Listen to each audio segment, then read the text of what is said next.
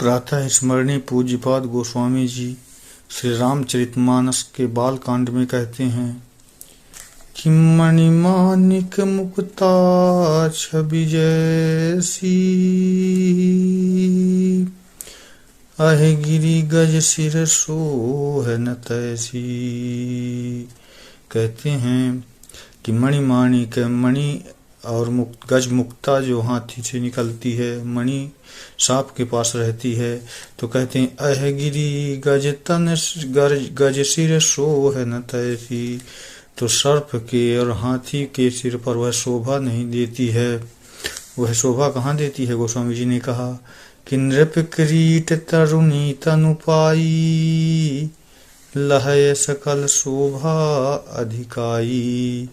कहते हैं नृप किरीट यानी राजा के मुकुट में और तरुणी स्त्री के शरीर में, नृप किरीट तरुणी तनु पाई, लहय सकल शोभा अधिकाई। उसकी शोभा वहीं बढ़ती है, लहय सकल शोभा अधिकाई।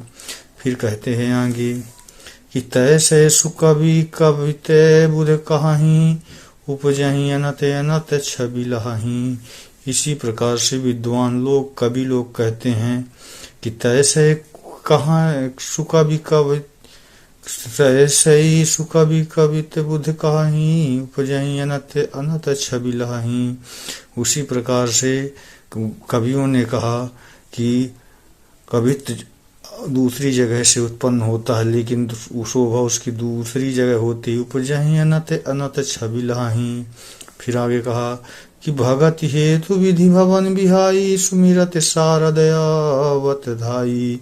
जब भक्त माता शारदा को स्मरण करता है, उसकी वंदना करता, भगत हेतु विधि भवन बिहाई, तो वह ब्रह्मा के ब्रह्मलोक छोड़कर और आ जाती है। सुमिरत शारद आवत धाई, तो स्मरण करता है, उसी तरह समय माता शारदा आ जाती है।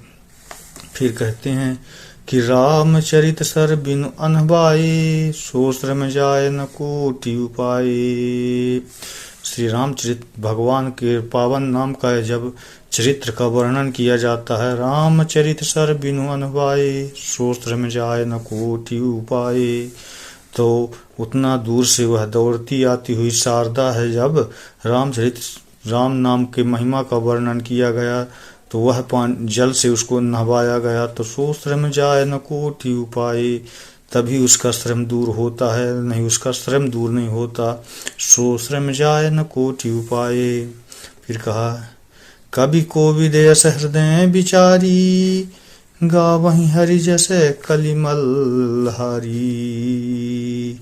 इस प्रकार से जो विद्वान हैं, कवि हैं, जो पंडित लोग हैं, कवि को विदेश हृदय विचारी, गावहीं हरि जैसे कलिमल हारी। इसीलिए भगवान के यश रूपी गंगा को गायन करते हैं, गावहीं हरि जैसे कलिमल हारी, जो समस्त कलिकाल के पापों को हरण करने वाली है। इसके बाद कीन्हे प्राकृत जन गुण गाना, सिर धुन गिरा लगत पछताना।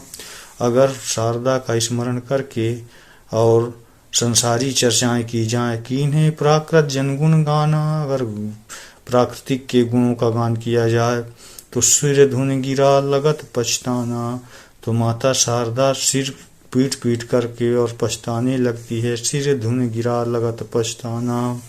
फिर कहा कि हृदय सिंधु मति सीप समाना, स्वाति शारदा कहाँ सुजाना। कहते हैं हृदय समुद्र है और बुद्धि सीप है। हृदय सिंधु मति सीप समाना, स्वाति शारदा कहाँ सुजाना। और स्वाति की नक्षत्र का जो जल है, उसी को शारदा कहते हैं। स्वाति शारदा कहाँ सुजाना।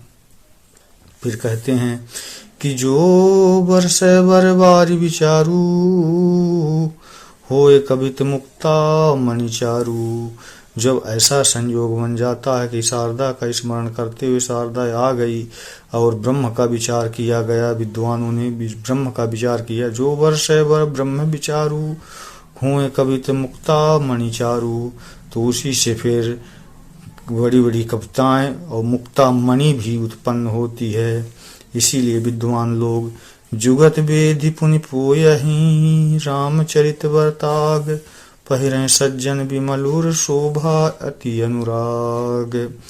बड़े युक्ति के साथ से इसको रामचरितमानस का वर्णन करते हैं और इसको हृदय में पहिरें सज्जन विमलुर, इसके वो हृदय में पहनते हैं तभी इसकी शोभा बढ़ती है। उर शोभा अति अनुराग।